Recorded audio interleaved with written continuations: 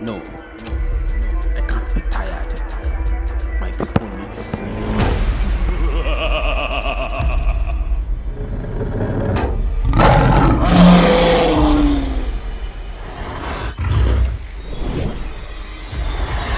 Finally.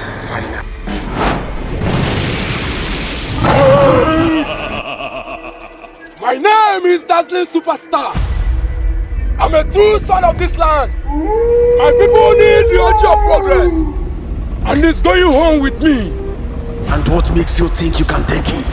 Makaneji Ofonogu!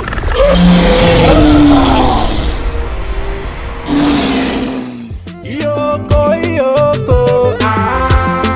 Okoya Biguke Uneso, Okoya Jinuya Zelokwa, Makeji Ofonogu, Ofonogu, Ofonogu.